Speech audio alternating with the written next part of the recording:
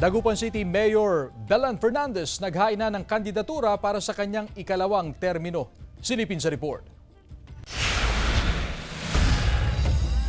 Sinalubong ng malakas na hiyawan ng kanyang mga taga-suporta si Mayor Belen Fernandez kasama ang kanyang mga kapartido ngayong araw ng kanyang muling paghain ng kanyang kandidatura para sa 2025 midterm election sa Dagupan City.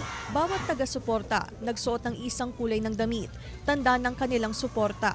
Dumalo muna sa isang misa ang alkalde kasama ang kanyang kapartido bago nagtungo sa tanggapan ng COMELEC. Ganap alas 9 ng umaga kanina, formal na nakapaghain ng COC ang alkalde para sa kanyang ikalawang termino. Sa kanyang pagtakbo, nais umano niyang ipagpatuloy ang kanyang nasimulang mga proyekto, lalo na sa sektor ng kalusugan, industriya at iba pang infrastructure projects. Tatakbo si Fernandez sa ilalim ng Partido Federal ng Pilipinas. Ang unang-una po, edukasyon pa rin. Ang environment, ang ating problema sa waste management natin. Naging mahigpit naman ng COMELEC sa pagpasok ng mga taga-suporta sa tanggapan.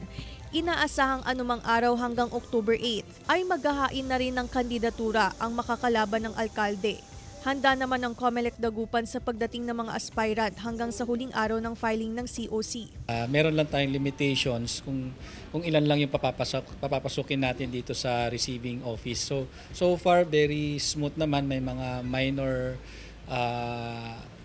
minor problem lang, like for example yung kung proper ba yung pagka-accomplish ng kanilang COC. So doon lang tayo nagtagal ng kaunti. Kasama si Henry Duminsil, Claire Lacanilaw Dungka, One North Central Luzon.